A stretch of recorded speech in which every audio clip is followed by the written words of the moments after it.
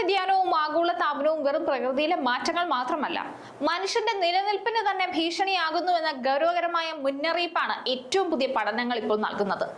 ലോകപ്രശസ്ത medical മാസികയായ the Lancet പുറത്തുവിട്ട report പ്രകാരം വർദ്ധിച്ചു വരുന്ന ചൂട് ജനങ്ങളുടെ ശാരീരിക ക്ഷമതയെയും ആരോഗ്യത്തെയും ദോഷകരമായി തന്നെ ബാധിക്കും. 2050 ദശലക്ഷക്കണക്കിന് ആളുകൾക്ക് കഠിനമായ താപനില കാരണം വ്യായാമവും ശാരീരിക അധ്വാനവും ഉപേക്ഷിക്കേണ്ടി വരുമെന്നാണ് പുതിയ കണ്ടെത്തൽ. ഇത് ഹൃദയ സംബന്ധമായ അസുഖങ്ങൾക്കും അകാല മരണങ്ങൾക്കുമൊക്കെ വഴിതെളിക്കും. പ്രത്യേകിച്ച് ഇന്ത്യയെ പോലുള്ള ഉഷ്ണമേഖലാ രാജ്യങ്ങളിൽ ഈ പ്രതിസന്ധി വൻതോതിലുള്ള ആരോഗ്യ സാമ്പത്തിക പ്രത്യാഘാതങ്ങൾ ഉണ്ടാക്കും. ഒരു ജീവിതശൈലി പ്രശ്നം എന്നതിലുപരി ഇതൊരു ആഗോള ആരോഗ്യ അടിയന്തരാവസ്ഥയായി കാണേണ്ടതാണ്. കാലാവസ്ഥാ വ്യതിയാനത്തിന്റെ ഭാഗമായുള്ള ആഗോള താപനം മനുഷ്യന്റെ ആരോഗ്യത്തെയും ശാരീരിക ക്ഷമതയും ഗുരുതരമായി ബാധിക്കുമെന്ന റിപ്പോർട്ട് ഏറെ ചിന്തിപ്പിക്കുന്ന ഒന്നുകൂടിയാണ്. കാരണം 2050 ലോകമെമ്പാടുമുള്ള ദശലക്ഷക്കണക്കിന് ആളുകൾക്ക് ശാരീരിക അധ്വാനം കുറയ്ക്കേണ്ടി വരുമെന്നാണ് പഠനം പറയുന്നത്. ഇത് പ്രതിവർഷം 7 ലക്ഷത്തോളം അധിക മരണങ്ങൾക്ക് കാരണമാകുമെന്ന ശക്തമായ മുന്നറിയിപ്പും പഠന റിപ്പോർട്ടിലുണ്ട്. ഇന്ത്യയും പേടിക്കണം. കാരണം ലാൻസെറ്റ് റിപ്പോർട്ടിലെ ഈ കണക്കുകൾ ഇന്ത്യയെ സംബന്ധിച്ചിടത്തോളം അതീവ ഗൗരവകരമായ ഒരു സൂചനയാണ് നൽകുന്നത്.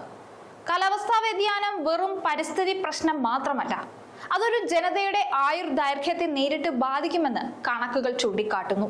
2050 വ്യായാമം ഇല്ലാത്തതിനാൽ ഓരോ 1 ലക്ഷം ആളുകളിലും 10.62% മരണങ്ങൾ വീതം സംഭവിക്കാം. ഇന്ത്യയിലെ ജനസംഖ്യ കണക്കിലെടുക്കുമ്പോൾ ഇത് ലക്ഷക്കണക്കിന് ആളുകളെ അകാല മരണത്തിലേക്ക് നയിക്കും. കഠിനമായ ചൂട് കാരണം ആളുകൾക്ക് നടക്കാനോ വ്യായാമം ചെയ്യാനോ പുറത്തിറങ്ങാത്തതാണ് ഇതിന് പ്രധാന കാരണമായി ചൂണ്ടിക്കാട്ടുന്നത്. ശാരീരികാധ്വാനം കുറയുന്നതോടെ മനുഷ്യന്റെ ഉൽപാദനക്ഷമതയിലും ഇടിവുണ്ടാകും. ഇത് ആഗോള സമ്പദ് വ്യവസ്ഥയ്ക്ക് ഏകദേശം 30,000 കോടിയിലധികം രൂപയുടെ വാർഷിക നഷ്ടമുണ്ടാക്കുമെന്നാണ് പറയുന്നത്. താപനില 27.8 ഡിഗ്രി സെൽഷ്യസിന് മുകളിൽ പോകുന്ന ഓരോ അധിക മാസവും ശാരീരിക നിഷ്ക്രിയത്വം 1.5% വർദ്ധിക്കുന്നു. 2030 ശാരീരിക നിഷ്ക്രിയത്വം 15% കുറയ്ക്കുക എന്ന ലോകാരോഗ്യ സംഘടനയുടെ ലക്ഷ്യത്തിന് കൂടി വരുന്ന താപനില വലിയ വെല്ലുവിളിയാകും. നിലവിൽ തന്നെ ലോകത്തിലെ 1/3 മുതിർന്നവരും ആവശ്യത്തിന് വ്യായാമം ചെയ്യുന്നില്ലെന്ന് ഗവേഷകർ പറയുന്നുണ്ട്. കാലാവസ്ഥാ വ്യതിയാനത്തെ ഒരു ആരോഗ്യ പ്രശ്നമായി കണ്ട് അടിയന്തര നടപടികൾ സ്വീകരിക്കണമെന്ന് അർജന്റീനയിലെ പോണ്ടിഫിക്കൽ കാത്തലിക് യൂണിവേഴ്സിറ്റിയിലെ ഗവേഷകർ ഉൾപ്പെട്ട സംഘം നിർദ്ദേശിക്കുന്നു.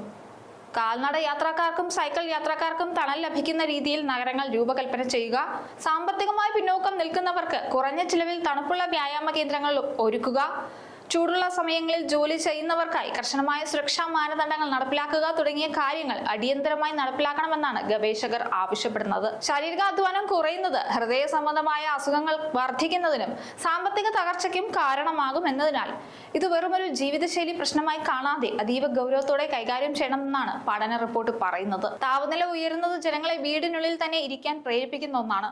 ഇത് സ്വാഭാവികമായും നടത്തം, ഓട്ടം തുടങ്ങിയ കായികാഭ്യാസങ്ങൾ കുറയ്ക്കാൻ കാരണമാകും. ശാരീരിക നിഷ്ക്രിയത്വം വർദ്ധിക്കുന്നത് ടൈപ്പ് 2 പ്രമേഹം, അമിതവണ്ണം, രക്തസമ്മർദ്ദം തുടങ്ങിയ രോഗങ്ങൾ വ്യാപകമാകുന്നതിനൊക്കെ കാരണമാകും. ലോകാരോഗ്യ സംഘടന നിശ്ചയിച്ചിട്ടുള്ള ആരോഗ്യ ലക്ഷ്യങ്ങൾ കൈവരിക്കുന്നതിന് കാലാവസ്ഥാ വ്യതിയാനം ഇന്ന് ഏറ്റവും വലിയ തടസ്സമായി മാറിയിരിക്കുകയാണ്. നഗരങ്ങളിലെ കോൺക്രീറ്റ് കെട്ടിടങ്ങൾ ചൂട് ആഗിരണം ചെയ്യുന്നത് ഈ അവസ്ഥയെ കൂടുതൽ വഷളാക്കുന്നു. ശാരീരികാധ്വാനം കുറയുന്നത് വ്യക്തികളുടെ ഉൽപാദനക്ഷമതയെ ബാധിക്കുക മാത്രമല്ല, ആഗോള സമ്പദ് വ്യവസ്ഥയ്ക്ക് ഭീമമായ നഷ്ടം വരുത്തി വെക്കുകയും ചെയ്യും. തൊഴിൽ മേഖലകളിൽ കഠിനമായ ചൂട് കാരണം ജോലി സമയം കുറയ്ക്കേണ്ടി വരുന്നത് വരുമാന നഷ്ടത്തിന് കാരണമാകും. ഇത് മറികടക്കാൻ നഗരാസൂത്രണത്തിൽ വലിയ മാറ്റങ്ങൾ ആവശ്യമാണ്. കൂടുതൽ മരങ്ങൾ നട്ടുപിടിപ്പിച്ചും തണൽ പാതകൾ ഒരുക്കിയും കാൽനട യാത്രക്കാരെയും സൈക്കിൾ യാത്രക്കാരെയും പ്രോത്സാഹിപ്പിക്കണം. താഴ്ന്ന വരുമാനക്കാർക്കായി കുറഞ്ഞ ചെലവിൽ വ്യായാമ സൗകര്യങ്ങൾ ഒരുക്കുന്നത് ആരോഗ്യകരമായ ഒരു സമൂഹത്തെ വാർത്തെടുക്കാൻ സഹായിക്കും. ആഗോള താപനം ഉയർത്തുന്ന വെല്ലുവിളികൾ നേരിടാൻ വ്യക്തിപരമായ ജാഗ്രതയ്ക്കൊപ്പം ഭരണകൂടങ്ങളുടെ ശക്തമായ ഇടപെടലുകളും ആവശ്യമാണ്.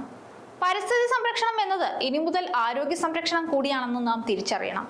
2050 പ്രവചിക്കപ്പെടുന്ന ദുരന്തങ്ങൾ ഒഴിവാക്കാൻ ഇന്ന് തന്നെ കൃത്യമായ കർമ്മ പദ്ധതികൾ ആവിഷ്കരിക്കേണ്ടതുണ്ട്. കായിക വിനോദങ്ങൾക്കും വ്യായാമത്തിനും അനുയോജ്യമായ സുരക്ഷിതവും തണുപ്പുള്ളതുമായ സാഹചര്യങ്ങൾ പൊതുവിടങ്ങളിൽ ഉറപ്പാക്കണം. കാലാവസ്ഥാ വ്യതിയാനത്തെ ഒരു മെഡിക്കൽ എമർജൻസിയായി കണ്ട് ലോകരാജ്യങ്ങൾ ഒരുമിച്ച് പ്രവർത്തിച്ചാൽ മാത്രമേ വരും തലമുറയുടെ ആരോഗ്യവും ആയുസ്സും സംരക്ഷിക്കാൻ നമുക്ക് സാധിക്കൂ. പ്രകൃതിയും മനുഷ്യനും തമ്മിലുള്ള സന്തുലിതാവസ്ഥ വീണ്ടെടുക്കുക എന്നത് മാത്രമാണ് ഈ പ്രതിസന്ധിക്കുള്ള ഏക പോംവഴി.